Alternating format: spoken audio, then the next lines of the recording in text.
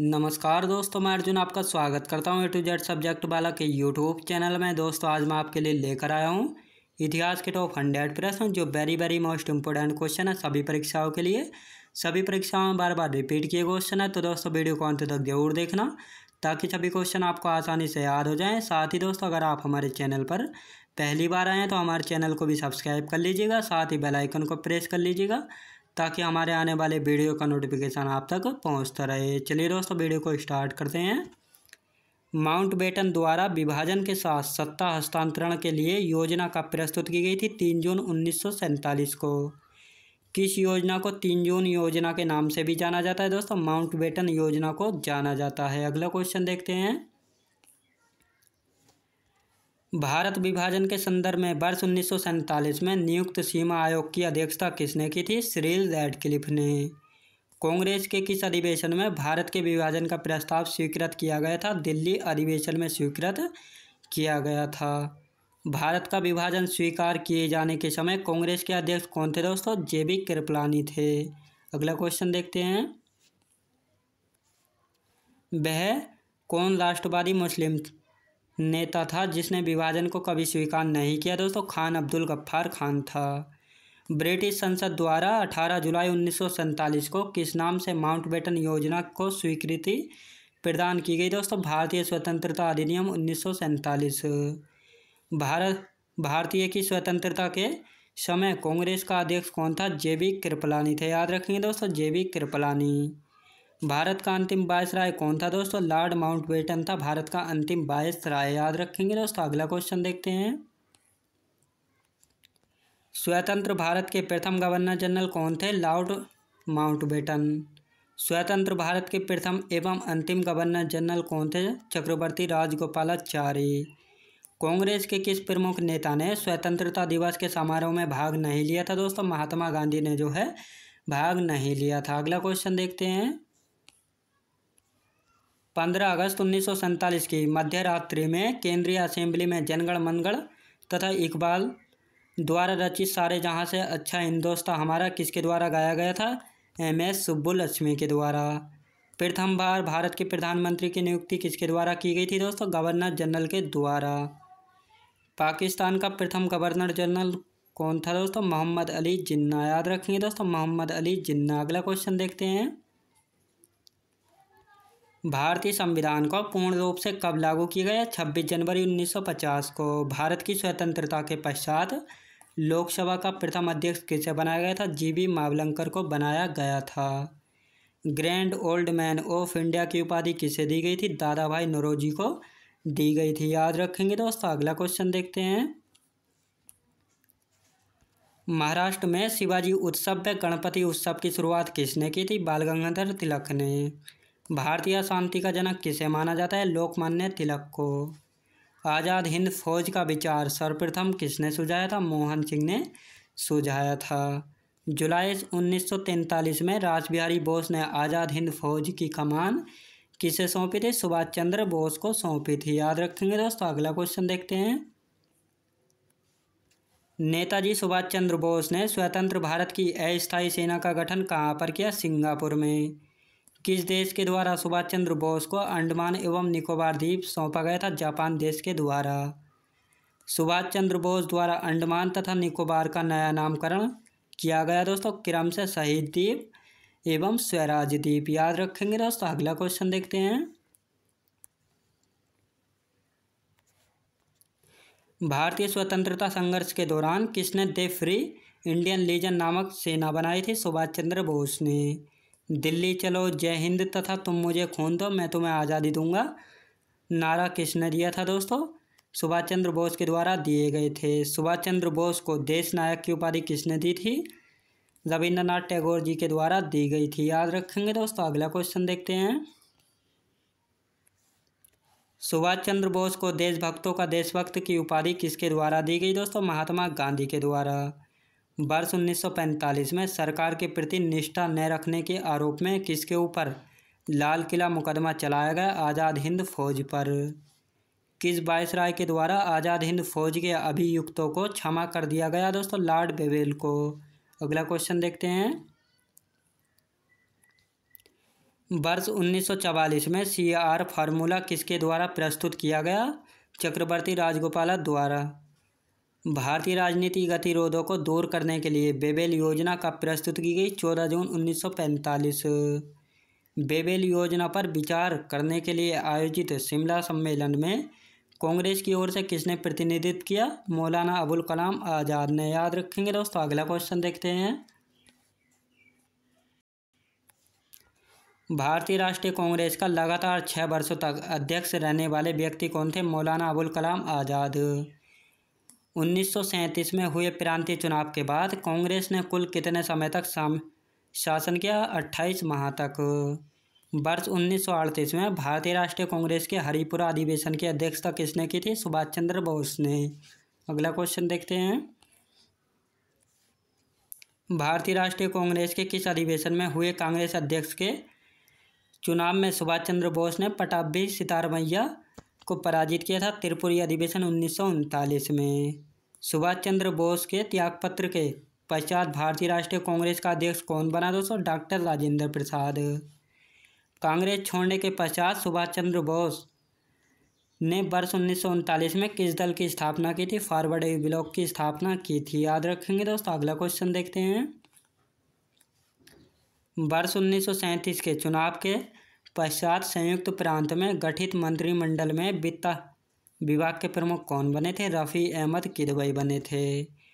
कांग्रेस समाजवादी दल का प्रमुख नेता कौन था दोस्तों? आचार्य नरेंद्र देव। कांग्रेस सोशलिस्ट पार्टी की पहली बैठक कहाँ हुई थी दोस्तों? पटना में हुई थी वर्ष 1934 में। द्वितीय विश्व युद्ध कब प्रारंभ हुआ था दोस्तों? 1 सितंबर 1939 में जो है द्वितीय विश्व युद्ध प्रारंभ हुआ था। अगला क्वेश्चन देखते हैं। द्वितीय विश्व युद्ध के प्रारंभ के समय भारत का वायसराय कौन था? Lord Linlithgow. Viceroy Lord Linlithgow ने द्वितीय विश्व युद्ध में भारत को जर्मनी के विरुद्ध युद्धग्रस्त राष्ट्र कब घोषित कर दिया था? 17 अक्टूबर 1939 में। कांग्रेस के विधानमंडल से इस्तीफा दिए जाने के कारण मुस्लिम लीग द्वारा मुक्ति दिवस अथवा धन्यवाद दिवस कब मनाया गया था? 22 दिसंबर 1949 को। याद रखेंगे दोस्तों। अगला क्वेश्चन देखते हैं। द्वितीय विश्व युद्ध के समय ब्रिटिश प्रधानमंत्री कौन था? Winston Churchill. द्वितीय विश्व युद्ध के समय भारतीय राष्ट्रीय कांग्रेस की रणनीति क्या थी दोस्तों? पूर्ण स्वतंत्रता का आश्वासन मिलने पर ब्रिटेन का सहयोग करना। वर्ष 1923 में मुस्लिम लीग के इलाहाबाद अधिवेशन में सर्वप्रथम किसके द्वारा एकल मुस्लिम राष्ट्र की मांग की गई थी? मोहम्मद इकबाल के द्वारा। साइमन कमीशन को अन्य नाम से जाना जाता है दोस्तों, श्वेत कमीशन के नाम से भी जाना जाता है। अगला क्वेश्चन देखते हैं। साइमन कमीशन का समर्थन किसने किया था दोस्तों? डॉक्टर BR अम्बेडकर जी ने किया था।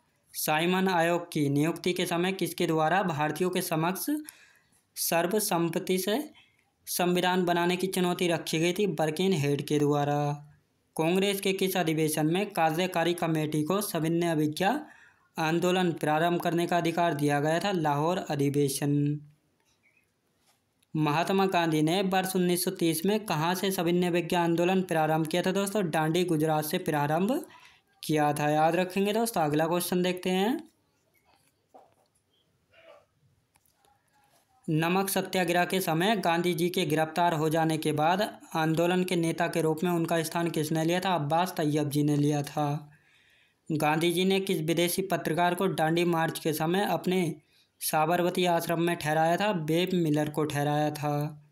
महात्मा गांधी धरासना नमक गोदाम पर कांग्रेस कार्यकर्ताओं के धावे के समय किस स्थान पर थे? यरबदा जेल में थे। अगला क्वेश्चन देखते हैं। आचार्य विनोबा भावे किस आंदोलन में शामिल होने के कारण प्रथम बार गिरफ्तार हुए थे? सविनय अवज्ञा आंदोलन में शामिल होने के कारण। किस आंदोलन के दौरान गढ़वाल रेजिमेंट के सैनिकों ने प्रदर्शनकारियों पर गोली चलाने से इनकार कर दिया था? सविनय अवज्ञा आंदोलन में। वर्ष 1930 में अंग्रेज सरकार के विरुद्ध प्रसिद्ध पेशावर कांड का नायक कौन था दोस्तों? वीरचंद्र सिंह गढ़वाली। याद रखेंगे। जिया तरंग आंदोलन कहाँ प्रारंभ हुआ था दोस्तों? नागालैंड में। याद रखेंगे दोस्तों। नागालैंड में। अगला क्वेश्चन देखते हैं। प्रभावती देवी किस क्षेत्र की स्वतंत्रता संग्राम सेनानी थी? चंपारण बिहार की। बेगूसराय के चौकीदारी टैक्स के विरुद्ध आंदोलन किस एक आंदोलन का भाग था दोस्तों? सविनय विज्ञान आंदोलन का।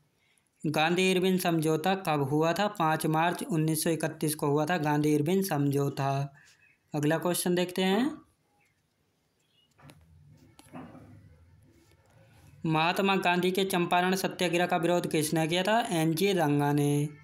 ब्रिटिश शासन द्वारा मार्च 1919 में लाए गए रोलेट एक्ट का मुख्य उद्देश्य क्या था? क्रांतिकारियों का दमन। जब रोलेट एक्ट पारित हुआ उस समय भारत का वायसराय कौन था दोस्तों? Lord Chelmsford. अगला क्वेश्चन देखते हैं। किस औपनिवेशिक कानून को बिना वकील, बिना अपील, बिना दलील के नाम से जाना जाता है? रोलेट एक्ट को। रोलेट एक्ट के विरोध में किसके द्वारा देशव्यापी सत्याग्रह चलाने का निर्णय लिया गया दोस्तों? महात्मा गांधी के द्वारा। रोलेट एक्ट के विरोध में के लिए आंदोलन चलाने का सुझाव दिया था दोस्तों? स्वामी श्रद्धानंद ने सुझाव दिया था। अगला क्वेश्चन देखते हैं। जलियांवाला बाग नरसंहार के पहले कौन सी महत्वपूर्ण घटना घटी थी दोस्तों? रोलेट एक्ट का पारित होना। पंजाब के अमृतसर शहर में जलियांवाला बाग हत्याकांड कब हुआ था दोस्तों? 13 अप्रैल 1919 में। जलियांवाला बाग हत्याकांड के बाद किस विख्यात व्यक्ति ने ब्रिटिश सरकार द्वारा प्रदान की गई नाइट की उपाधि को वापस लौटा दिया था? रविंद्रनाथ टैगोर ने वापस लौटा दिया था। अगला क्वेश्चन देखते हैं।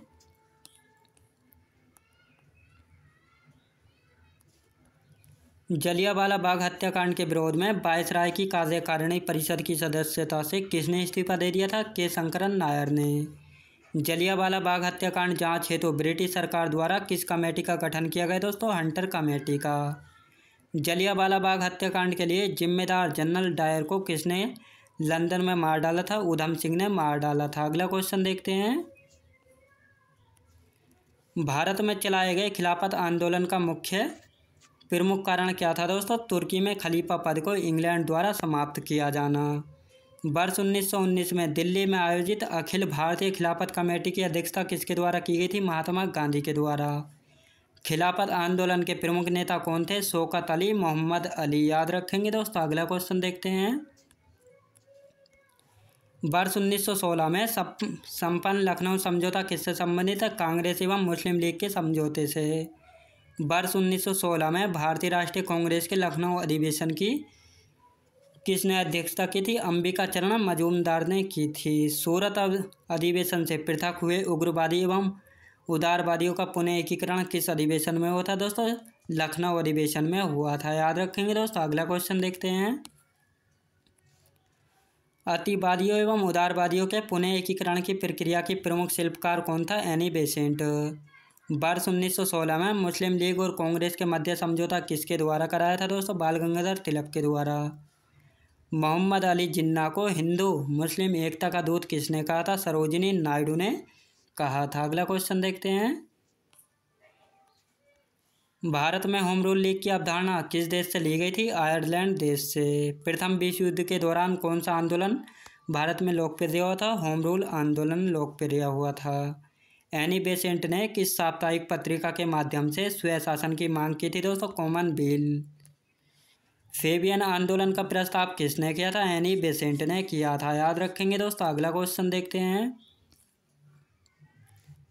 तिलक तथा एनी बेसेंट द्वारा बनाए गए होम रूल लीग आंदोलन की शाखाओं को किस वर्ष एक कर दिया गया था? वर्ष 1918 में। वर्ष 1915 में अमेरिका में होम रूल लीग का गठन किसके द्वारा किया गया था दोस्तों? लाला लाजपत राय के द्वारा। वर्ष 1918 में अहमदाबाद टेक्सटाइल लेबर एसोसिएशन की स्थापना किसके द्वारा की गई थी दोस्तों? महात्मा गांधी के द्वारा की गई थी। अगला क्वेश्चन देखते हैं। All India trade union Congress की स्थापना कब हुई थी दोस्तों? वर्ष 1920 में हुई थी बम्बई में। All India trade union Congress के संस्थापक कौन थे? एनएम जोशी। श्यामजी कृष्ण वर्मा ने इंडियन होम रूल सोसाइटी की स्थापना कहाँ की थी दोस्तों? लंदन में की थी। कौन सा क्रांतिकारी कर्नल बायली हत्याकांड से संबंधित था दोस्तों? मदन लाल धींगरा। याद रखेंगे दोस्तों। अगला क्वेश्चन देखते हैं।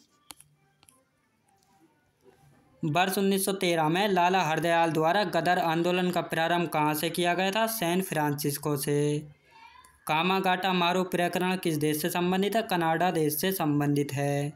इंडिपेंडेंट लीग की स्थापना किसके द्वारा की गई थी? रासबिहारी बोस के द्वारा। दोस्तों मैं उम्मीद करता हूँ आपको वीडियो क्वालिटी कंटेंट वगैरह सभी कुछ आपको पसंद आया होगा। पसंद आया तो लाइक शेयर और सब्सक्राइब करना बिल्कुल भी ना भूलें। साथ ही दोस्तों अगर आप हमारे चैनल पर पहली बार आएँ तो हमारे चैनल को भी सब्सक्राइब कर लीजिएगा, साथ ही बेल आइकन को प्रेस कर लीजिएगा ताकि हमारे आने वाली वीडियो का नोटिफिकेशन आप तक पहुँचता रहे। चलिए दोस्तों मिलते हैं नेक्स्ट वीडियोज़ में।